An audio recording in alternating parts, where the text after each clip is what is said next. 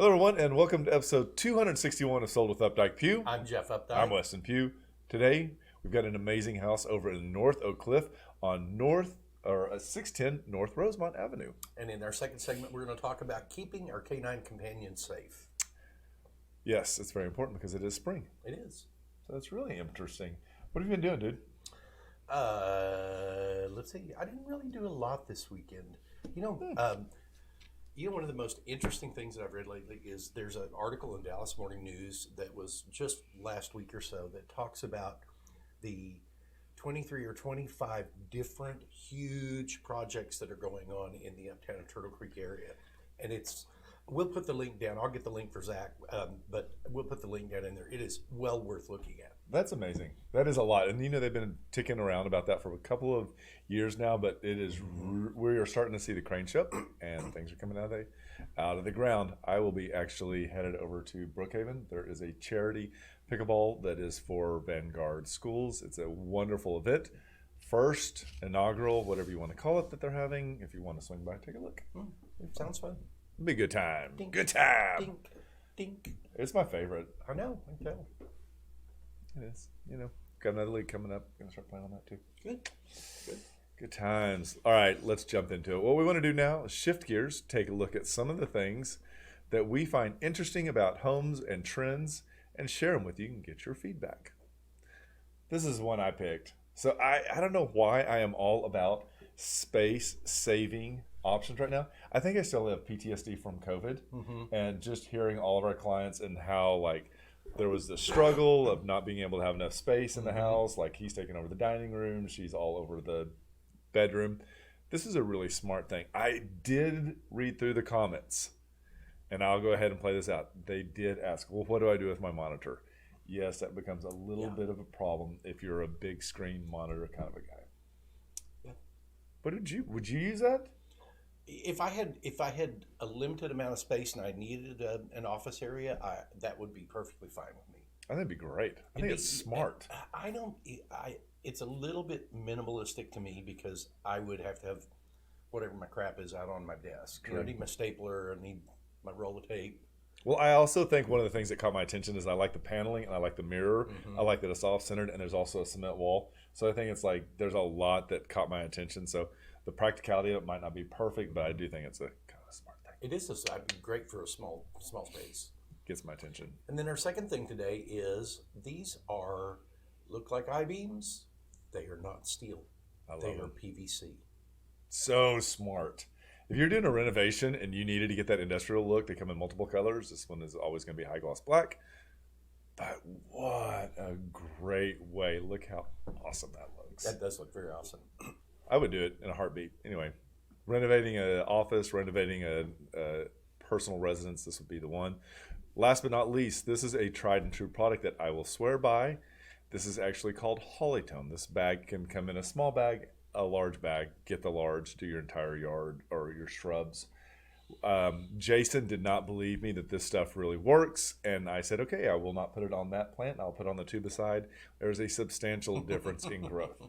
Monster. He's asked what was wrong with it earlier. And there are variations on, this is not specifically for holly, but it's for the types of plants like holly. But they have different variations that are for vegetables. Vegetables, yes. Vegetables, they have one for plants and pots. They have one for bulbs as well. I will say this much. This is ferns did not like this when it got too hot. Jason put it on ferns and got too close and it burned them back. They did come back, but still it's a wonderful product. Yeah. I strongly believe North Haven Gardens is where you can get the large bags. Home Depot sells the smaller bags. Let us know. What are we doing now? Try it. Let us know. So next we're going to talk about Market Watch. This is when we're going to take and break away from all of what's happening in the media. And we're actually just going to talk about what is happening in Dallas County over the last 7 days and really kind of dive down because real estate is one of those things that shifts just like the weather. And in Texas, that happens overnight. So coming soons are up 4%. They're up 3 to 71 in the Dallas County area over the last week. New active listings are down just a smidge, but I think last week we had a real surge, if I'm not mistaken, or maybe it was the week before. But here's the real news for this week, and it is the new option period contracts. That is traditionally the period that you go into after you've come to agreement with the buyer and seller, and you're under contract. Buyer gets to do their inspections. It's that opportunity for everybody just to make sure it all feels right. So after everything has been agreed upon during the option period, the next status that a contract moves into is going to be called the pending status. That is up 2% to 131 units this week. Solds are up 7 as well, and we're seeing that's a little bit interesting because that's actually 2 weeks in a row now that we're up. This is up to 281 units, which is up 18. We will probably see this number climb one more time. Traditionally, the more towards the end of the month is when we have the most of the closings. Now, also what we're noticing is a continued uptick in the interest. So this is 6.915%, which is just a hair over what it was last week. But again, we're seeing that. This information is brought to you by Optimal Blue. Please check out optimalblue.com for a lot more information about that jumbo FHA and any other type of loan that you'd be interested in. That sounds like a commercial, and it's not. Didn't I do it? I know. We are not sponsored by them at all. For Optimal Blue. God, I got that down. Call me Optimal Blue. We'll plug you. One of the other things, too, to let you know, this is a really good way for you to actually get information about certain neighborhoods, whether you live in them or whether you're looking to invest in them. Let us know. We can set up data like this so that in this spring market, you too can have information at hand and make the best possible decision. So the property we're going to talk about this week is at 610 North Rosemont Avenue. It's a cute Craftsman style home in a really great part of Oak Cliff. This is just like in the first block south of Davis. Super convenient. There is so much to do in Oak Cliff now, and it's not all in Bishop Arts. There's some really great restaurants that are over toward the Kessler area. There are really great restaurants that are over toward the Fort Worth Avenue and the Sylvan area. You've got a lot of really great things around this. I also am a total firm believer in the fact that if you need to work in the Parkland, UT Southwestern, this is a viable candidate because you can just run down Davis, shoot straight north on Hampton, and be there probably in about 12 minutes. This is also going to be super close for you going the exact same direction if you want to get to Love Field. So you've got a lot of versatility around that Hampton area, but scooching over into downtown, this is also super easy now. You can go across Polk and get onto the, is it the viaduct right there? Yeah. Singleton area and be right into downtown. So this is a great area. When we used to have clients that were always like, where do I go if I don't want to live in Dallas, but I want to live in Austin Contemporary? This is where we would always take them. Such a great little area. Everything is kind of a one-off. We like that a lot about this. So with that, what we want to do is share with you what a lot of the locals like to do in this area. So the first one is a restaurant that's in the Bishop Arts area. It's called Boulevardier. French restaurant. And it's really great. I've eaten here 2 or 3 times. This is one of my favorite places. I like it at dinner, but I also like to go hang out at the bar for lunch. They have a hell of a burger. They good beer selections, and if you're into oysters, I don't know why, but they always have oysters from Northeast that are excellent as well. Interesting. You're like, yeah, I haven't had oysters there. You're no oyster guy. Second location we want to talk about is the Southern Gateway Park, and this is the deck park the deck part has been built over I-35 right there by the Dallas Zoo. Now, the upper portion has not begun yet. It's a huge 5-acre wooded park, and construction should be starting on that part of it very shortly. I think they've got a lot of the money together. I'm more excited about this than the Clyde Warren Park because A, it's larger, and B, I think that they're investing a little more because they saw how much further they could have taken Clyde Warren and are learning from this. There's going to be an amphitheater. There'll be restaurants. I think it's a great concept. Dallas needs more of these, and I would say that just keep your eye on this. This is going to be a game changer for this area, and values like the Katy Trail. This could have a huge impact on those values in those homes around that area. Yeah. And what's the last thing we're talking about? The Kessler. So this is actually walking distance. A lot of people always like, wah, wah, wah. Where do I listen to music if I don't want to go to Deep Ellum? This is in your backyard. This is where so many artists, before they're huge, go play here. There's really great bands. It is an easy place to get in and out of. It is funky. It is original. It is a go-to must-have. It's probably the closest thing we have to Austin style funky Good point. bar music, and it's not. I don't know. It's a bar, is it? I don't think They there's. serve drinks, but it's not like you go there and hang out. I don't think. Yeah. No. All right. So the house that we're going to talk about today is at 610 North Rosemont Avenue, and this is a really great location. It is not in Bishop Arts. It is outside the hubbub of Bishop Arts, but not very far. You could walk to Bishop Arts very easily from here. And who doesn't love the California bungalow with these romantic porches? It's just one of those ways that you get to know your neighbor. This has a really great front yard, well landscaped, and as you transition to the inside, they have a really nice, large living room right here. Mm-hmm. The flooring in this, they've done a really great job of reclaiming the flooring. It has some of the creature comforts that we're looking for today, but they've done a great job of keeping the architecture. Those bookcases on the other side of that fireplace, that is just how this style of home at this time was built. And a brick fireplace with the relief brick in it, I think really gives it some texture without having to have a huge mantle on top of it. Yeah. So what we're going to do is in a second we're about to pivot and we're going to go into the dining room. As you can see right there on the right hand side, this is a perfect transition. So it goes from both the front living room, then you go into the dining room, and it follows up into the kitchen. Now as we get into this dining room, I'm not sure that we're going to be able to see exactly, but it is a really large dining room. So in my head, we showed you at the very beginning those space-saving desks. Mm-hmm. I think this could actually work right there on the left-hand side over that credenza right there to give you the opportunity.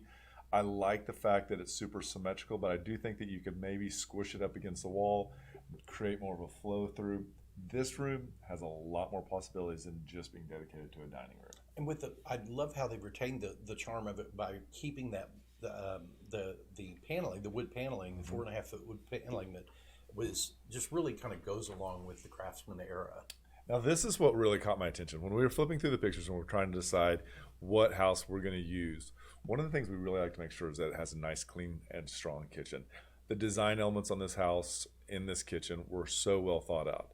They did it on a budget, but you cannot tell from these pictures. I love the fact that these countertops are the distance of the window, really giving you a lot of workspace. But the unique material of these cabinets contrasts so well with the color on that countertop. Yeah, and I think what they did was they brought in what is traditionally the small breakfast area that really butts right up against what the dining room usually is, and as you said, extended those cabinetry down, and it really provides. I mean, it just makes this kitchen completely different than probably I would have thought. But it works out. It does. It works really well. So now we're going to switch gears. These are the bedroom side. So the bedroom is on, if you're looking at the front of the house, it's on the actual right-hand side. Typically, this is the front room. Back in the day, this is the renter's room. And so they actually walled off that wall that goes onto the porch, but left that door on the porch so it doesn't have this weirdness to it. As you transition, you get multiple bedrooms as we go down. This one would be considered, I guess, the master. Mm-hmm. Good size, wonderful light on these things. They always did a really good job with the light. Walk-in closets as well, and as you can see, ceiling fan is already set up in this one. It is with the wood floors as well. I would not change anything about these floors. I think it was spot on. One of the great things about houses of this age, this is also pier and beam, so it makes moving and updating elements that have to do with water so much easier. This is the bath, and I don't know if that's the original bathtub or not, but if it's not, they didn't go cheap with that because there's a lot of those have just this flat front on them, and I look at them as I go into older homes, and I'm like, that's not original. So as you walk out the kitchen, you walk onto this really great size deck, and I have to say that these pictures do a pretty good job, but it feels a little bit larger. It is also raised. As you can see, we're going to step down into a nice backyard. This is a very lush backyard. This is a great way to both use the canopy to kind of provide you cover, but then also incorporate both the cafe lights and the sails to add a little bit additional. And this is a winner for me. It is. I mean, it's a great little artist studio. It does have a portable air conditioner and a heater in it. It has a lot of light, a lot of glass. I'm glad they put glass in those doors. because it just continues to add that. I mean, that's a perfect use of what this is. And look at all the storage on the top. But it also has its own panel box, so it's well done. These are, whenever we advertise the fact that they have the artist studio or whatever you'd like to call this, she shed, this is a huge driver for people because it does add versatility, and there are so many people that are a lot more creative in this area. For some reason, it is a beacon for everyone. So lots to do here, and this is 610 North Rosemont Avenue. It's a 3-bedroom, 2-bath, built in 1923, just over 1,700 square feet, priced at $545,000, which is an amazing price. Comes in at $319.27 a square foot. And that's a really good value for a house that's this well done in Oak Cliff, I think. It'll be tough to get that beat for we sure. To say that thank you to Emily Ruth and Chris Cannon for letting us talk about their home today. If there are going to be other pictures in the link below that we didn't get to look at, that if you want to see, just click on that. If you'd like to see this home, certainly reach out to us. We would love to make that happen. And we're going to take a short break, and we'll be right back. Did you know there are a lot of ways you can keep up with us? For starters, every Wednesday at noon, we host Sold with Updike Pugh, live from our Facebook and YouTube channels. Our show is dedicated to featuring some of the best homes in the Dallas market and about sharing timely information about market trends. But don't worry if you miss the show, because you can always listen to them on SoundCloud, iTunes, and Spotify. Still want more? Follow us on Instagram, where you get a first-hand look at what it's like to be a realtor. It's not always previewing homes for clients or getting them ready to go live in MLS. Lastly, visit our website and you'll be able to create a custom home search tailored specifically to your wants and needs that's timely and accurate. Whether it's square foot, location, or the neighborhood, we have you covered. If you'd like to know how much your home is worth, we can help with that too. Just visit homeprice.fyi, enter a few pieces of information like your home address, and we'll email you a price. When you're ready to talk real estate, you can reach us online, by phone, or by text at 214-377-2223. And remember, we want to be realtors for life. Hi, everybody. Welcome to the second segment, episode 261 of Sold with Updike Pugh. I'm Jeff Updike. I'm Weston Pugh, and today we are going to chat with you a little bit about keeping canine companions safe. And you know why this is so important? Because it is about to be spring, and lots of stuff is about to start happening. Either it's going to start blooming, or you're going to start putting it out on the floor, or you're going to do a massive spring cleaning. Be thoughtful, and here are some quick tips to keep your pets safe. Number one, avoid toxic foods. There are so many things that I don't think people think about. The number one, number one in my head is chocolate. I knew that one. Yeah, so many people do not know that, and they'll feed their dogs just chocolate, and it can kill them. So we were at dinner with some friends the other night, and we were talking about this, and I asked if anybody had heard about grapes and raisins and garlic and onions. And apparently I am the only bad parent of a four-legged friend, because everybody else knew that was a no-go. And I didn't, because I remember seriously at my grandparents' house that lived in a working ranch, and anything that was left over on a plate went into a pail that went out and fed, whether it was the pigs or the dogs. And I don't ever remember my grandmother saying, "Oh, please pull out those garlic and that onion, please. I don't want the dogs to eat it." So different these days. The other thing that is so highly toxic to dogs is a chemical called xylitol, and xylitol is a sweetener that is used in. It's a non-calorie sweetener that is used in a lot of gum and a lot of candy, and so certainly don't feed them any of the small Trident gum or anything like that, because it does have it in it. But even if you're feeding them other sweets, I would look at the ingredients and make sure xylitol is not on there. The other thing to talk about is medication. And there's a lot of times when people are like, "Oh, you can just give them X, Y, and Z. It's the same thing." That is definitely something that you need to actually visit with a vet. And the biggest thing, even if they can take it, there is a huge difference in the amount that like I weigh versus what a 40 or a 10-pound dog weigh. And the ratios and percentages can get really off, and a dog can go toxic so fast. Very, very, very quickly. The other thing to keep in mind is just normal household toxins, which is your cleaning products. It's going to be the big one to avoid right now is antifreeze, because we're changing seasons. A lot of people that are kind of the do-it-yourself type people might be changing out the antifreeze in their car. Yep. And this is something that looks very attractive to dogs, and it is sweet tasting to dogs, and it can cause serious harm to dogs. And one of the last things we want to talk about, as we mentioned at the beginning of this, is that we're going to be putting a lot of chemicals probably on the actual yard, whether it's to block out weeds or whether it's to encourage green growth. Some of those things may not be ingested, but will actually burn the paws of the dogs. Couple that with the heating up of the sidewalks. You take your dog on the walk and suddenly your dog is licking their feet all the time, and you've got a chemical burn there. So these are things to think about when you're actually working with your animals and figuring out when they're going to go out, when you're going to put it out, and when you're going to actually turn your sprinklers on to get it soaked up and get it displaced. And that kind of rolls into what just came up in my head, but it's many people use those hose end sprayers for flea control or for Cutter for mosquitoes. Mosquito control.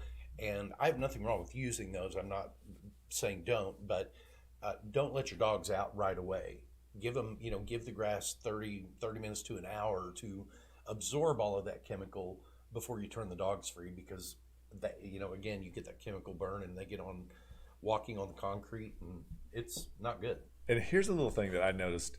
My dog, after we clean, sneezes all the time in the house. And I think that the chemicals that we're cleaning with are just, they're super sensitive to it because they can smell so much stronger than we can. And I'm like, oh, is this bad? Riley doesn't like Fabulosa? It's not. You know what it really is? It's those bleaches that we clean, like the shower, the toilets, all that stuff that go over and over and over again. I think it just, some point she just starts sneezing. I'm like, okay, we probably should open windows and get some of this out. Well, we hope you found this helpful. If there are any other comments you have, just leave them in the comments below. If there's any topics you'd like for us to discuss, write those down too. We'll make it happen. And guess what? We are actually pushing our TikTok video, and with the help of dear Zach, our producer, we have actually created some content. Take a look at it. Let us know. And just remember, we want to be realtors for life.